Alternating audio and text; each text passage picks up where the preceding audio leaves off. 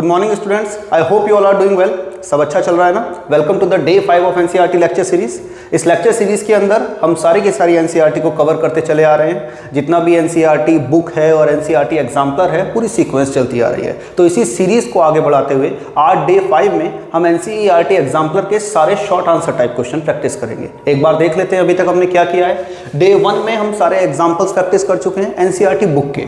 Day 2 में Intex question, day 3 में आउटटेक्स exercise, day 4 यानी जो इससे पिछली वीडियो थी हमारी उसके अंदर हम एनसीईआरटी एग्जाम्पलर के सारे एमसीक्यूज प्रैक्टिस कर चुके हैं। और आज डे 5 में we are going to practise short answer type question. Short answer type question जो एनसीईआरटी एग्जाम्पलर के अंदर हैं वो हम प्रैक्टिस करेंगे। इस तरीके से हम सारी एनसीईआरटी को कवर करते चलेंगे। So I hope you are excited for this lecture. Let's take out our NCERT exemplar and start doing question 1 by 1। तो क्या कह रहा है हमारा क्वेश्चन नंबर 1 बेटे। तो क्वेश्चन नंबर 1 कह रहा है there are 3 solid made up of aluminium, steel and wood. 3 solid materials है। देयर आर 3 सॉलिड्स, 3 सॉलिड्स हैं हमारे पास। एक एल्युमिनियम का है, एक स्टील का है और एक लकड़ी का है। Of the same shape and same volume, जिन सब की शेप भी सेम है और वॉल्यूम भी सेम है। Which of them would have highest inertia, सबसे ज़्यादा इनर्शिया किसका होगा। तो इनर्शिया के कॉन्सेप्ट के बारे में हम जानते हैं बेटे। Inertia directly depend upon mass. Inertia किसके डायरेक्टली प्रोपोर्शनल है बेटे, मास के। और हमारे पास 3 ऑब्जेक्ट हैं। पहला ऑब्जेक्ट उसने दिया वुड, एक दिया उसने एल्युमिनियम और तीसरा दिया उसने स्टील। अब हम सब जानते हैं इन तीनों में से सबसे ज़्यादा मास किसका होता है, स्टील का मास सबसे ज़्यादा होता है। और स्टील का मास सबसे ज़्यादा होगा तो उसकी इनर्शिया भी सबसे ज़्यादा होगी। तो आउट ऑफ 3 सबसे ज़्यादा इनर्शिया किसकी होगी, जिसका सबसे ज़्यादा मास यानी स्टील की। तो इसका आंसर क्या हो गया, steel has highest inertia out of all 3।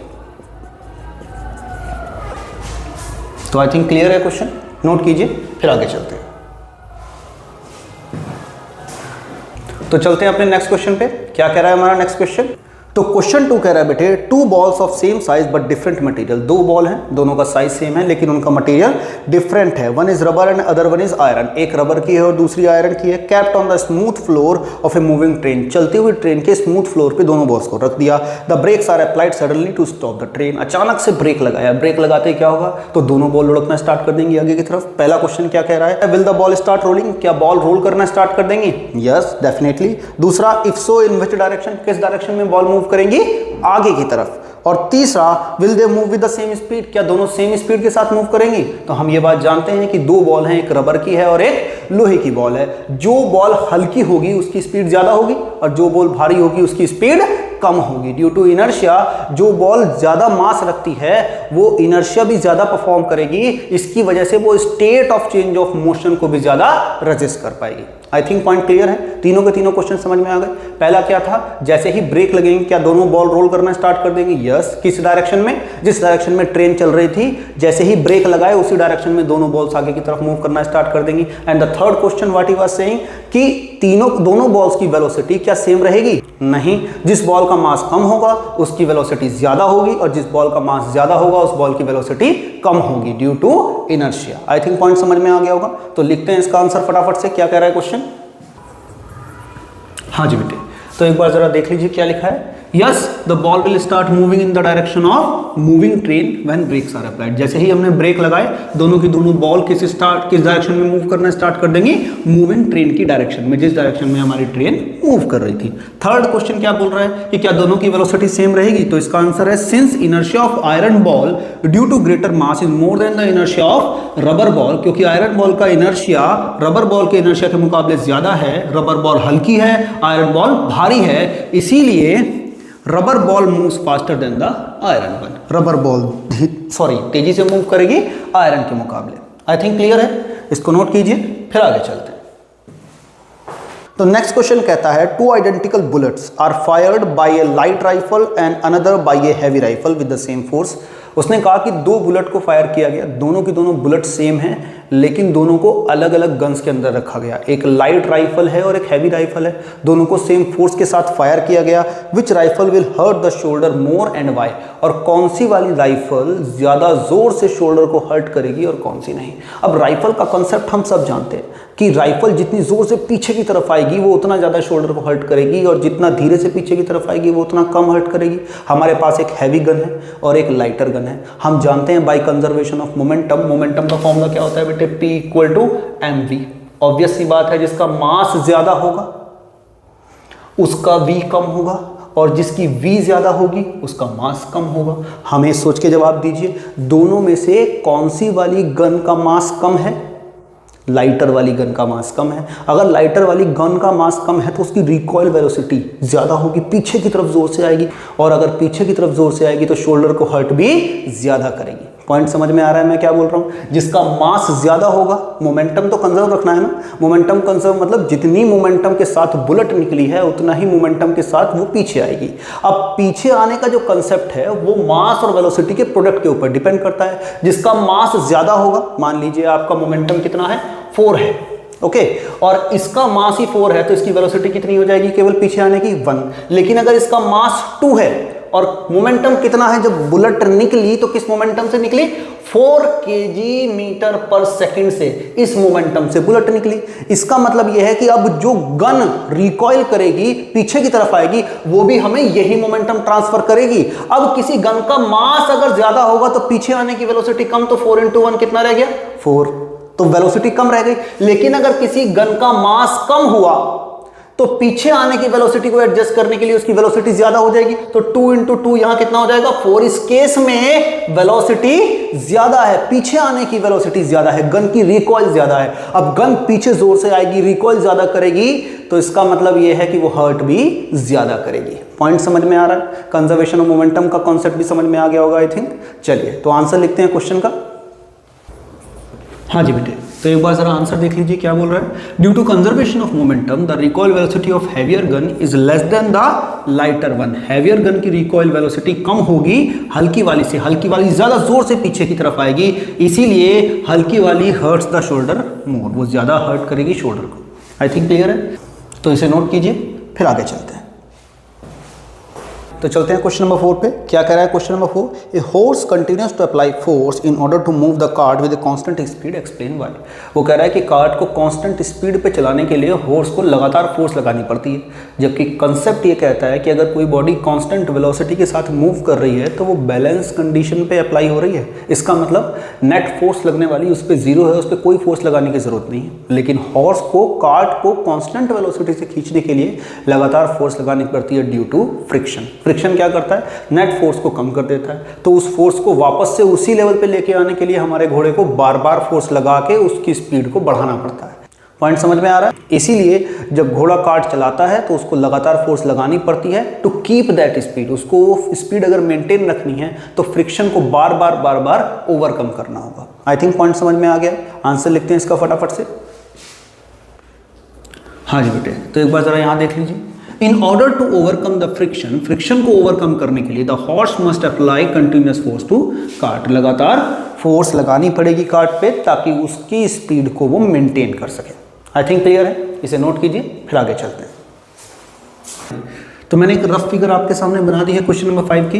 क्या कह रहा है क्वेश्चन, एक बार देख लीजिए। हमें एक ग्राफ दिया है, ग्राफ में ये दी है हमें वेलोसिटी, और ये है 0 0, मतलब यहाँ वेलोसिटी भी 0 और ये टाइम भी 0। वेलोसिटी किस में दी है, मीटर पर सेकंड में, और टाइम दिया है इस वाले एक्सिस पे सेकंड में। यहाँ पे कितना टाइम दिखा रहा है, 8 सेकंड, और यहाँ पे 0 सेकंड। ऐसे यहाँ वेलोसिटी 80 और यहाँ पे 0। अब हम इतना तो समझ रहे होंगे ग्राफ के अंदर कि वेलोसिटी की 2 पोजीशन दे रखी हैं, टाइम की भी 2 अलग अलग कंडीशंस दे रखी हैं। क्वेश्चन कह रहा है फोर्स की वैल्यू निकालिए। हम जानते हैं F = क्या होता है, ma।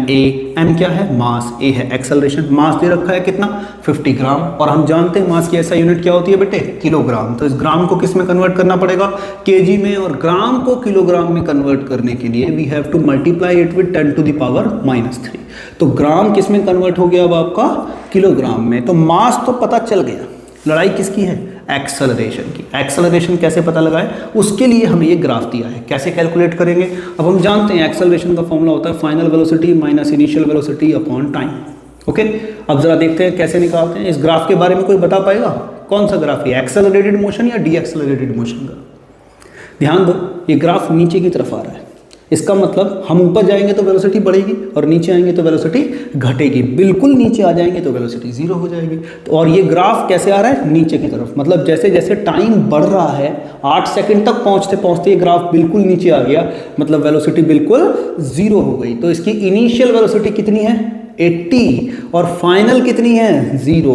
इनिशियल वेलोसिटी यानी u की वैल्यू कितनी? 80 से स्टार्ट किया और जैसे जैसे टाइम बढ़ता चला गया ग्राफ नीचे आता चला गया और यहाँ पे आते आते हम बिल्कुल नीचे आ गए, मतलब इसकी फाइनल वेलोसिटी कितनी हो गई? 0। कितनी देर में? तो जवाब है 8 सेकेंड, यानी t इक्वल टू दे दिया उसने 8 सेकेंड। एक्सेलरेशन निकल गई, अब वैल्यू सारी की सारी वैल्यू पुट कर दीजिए। v minus you upon T यानी 0 माइनस 80 अपॉन टी की वैल्यू 8, ये हो गया बेटे माइनस 80/8, कट गया कितना आया? 10, यानी माइनस के 10 मीटर पर सेकेंड स्क्वायर। अब एक्सेलरेशन भी मिल गई और मास भी मिल गया, वैल्यू रखो आंसर आ जाएगी। एम की वैल्यू कितनी? 50 इंटू 10⁻³ इंटू ए की वैल्यू कितनी? माइनस के 10। मल्टीप्लाई कर दो, माइनस को बाहर निकाल दो, माइनस बाहर आ गया, ये हो गया 500 इंटू 10⁻³ न्यूटन। आप इसको ऐसे भी छोड़ सकते हो और इसी को और कैसे लिख सकते हैं? तो जवाब है -500 तो ऐसे ही, और 10⁻³ का मतलब है 1/10⁻³ और 10⁻³ कितना होता है? 1000। ठीक, ओके। अब यहाँ 2 0 से 2 0 कट गए, -5/10 का मतलब माइनस के 0.5 न्यूटन। तो ऐसे भी लिख सकते हैं, ये भी सही है और ये भी सही है। मल्टीपल चॉइस में तो दोनों में से कुछ भी आ सकता है जिसमें इसके चांसेस ज़्यादा हैं, लेकिन अगर आप सॉल्यूशन कर रहे हो न्यूमेरिकली, पेपर में आया क्वेश्चन, आप कौन सा आंसर लिखें तो जवाब है ये भी लिख सकते हैं और ये भी लिख सकते हैं, आपके हाथ में। आई थिंक क्लियर है, इसे नोट कीजिए, फिर आगे चलते हैं। तो क्वेश्चन नंबर 5 से चलते हैं क्वेश्चन नंबर 6 पे। क्या कह रहा है question? A truck of mass m is moving under a force F। एक ट्रक है जिसका मास m है और जिस पे F फोर्स लग रही है। If the truck is then loaded with an object equal to the mass of truck, मतलब ट्रक के ऊपर उतना ही मास चढ़ा दिया जितना ट्रक का मास था, तो डबल हो गया mass. And driving force is half, और फोर्स की वैल्यू आधी कर दी। Then how is the acceleration change? तो एक्सेलरेशन चेंज कैसे होगा? ये क्वेश्चन तो बहुत सिंपल है, ध्यान दीजिए। वो बोल रहा है कि पहले फोर्स F थी, मास m था, ओके। ये दी है इसने इनिशियल सिचुएशन। तो इस केस में एक्सेलरेशन कितनी होगी? तो हम जानते हैं बेटे F इक्वल टू होता है m में। अब क्योंकि a की वैल्यू निकालनी है तो कई बार बता चुका हूँ, जिस चीज़ की वैल्यू भी हमें निकालनी होती है उसे हम लेफ्ट में रख लेते हैं। तो यहाँ एक्सेलरेशन कितनी आई? F/m। ठीक, इसे ओल्ड बोल दो, पुरानी वाली एक्सेलरेशन। अब यहाँ पे दूसरा जो फाइनल केस है, मास को तो कर दिया उसने डबल और फोर्स को कर दिया उसने हाफ। हम जानते हैं एक्सेलरेशन का फॉर्मूला क्या होता है? एक्सेलरेशन का फॉर्मूला होता है F/m। F की वैल्यू कितनी है यहाँ पे? F/2 अपॉन m की वैल्यू कितनी है बेटे? 2m। इसे अपॉन 1 करके ऊपर ले जाओ क्रॉस मल्टीप्लाई में, तो जाएगा F/2 इंटू 1/2m। ये हो जाएगा बेटे F/4m। अब एक्सेलरेशन की जो नई वाली वैल्यू आई है 1/4 को तो अलग कर दो और F/m को अलग कर दो। F/m हम किसे बोल रहे थे? ओल्ड वाले एक्सेलरेशन को। तो जो नया वाला एक्सेलरेशन है वो पुराने वाले एक्सेलरेशन का कितना हो जाएगा? 1/4। इजी क्वेश्चन था, आई थिंक क्लियर है, इसे नोट कीजिए, फिर आगे चलते हैं।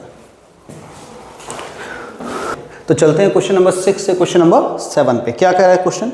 Two friends on a roller skate are standing 5 meters apart facing each other. One of them throw a ball of 2 kg toward each other. Who catches it and how will the activity affect the position of the object of the two?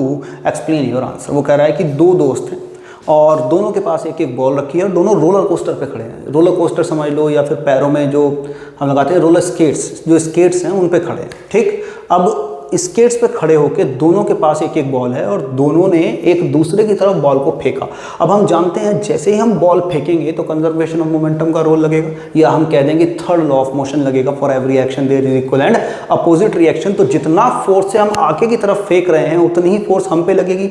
अब क्योंकि पैरों में हमने skates पहन रखे हैं तो हम पीछे की तरफ लुढ़कते चले जाएंगे और ऊपर से वो बॉल जो है वो हमारी तरफ भी आ रही है दूसरी वाली। तो जैसे ही हम उसे कैच करेंगे तो वो फोर्स भी हम पे लगेगी तो हम और पीछे आ जाएंगे। तो दोनों के बीच का जो गैप है, जो डिस्टेंस है, वो बढ़ेगा या घटेगा?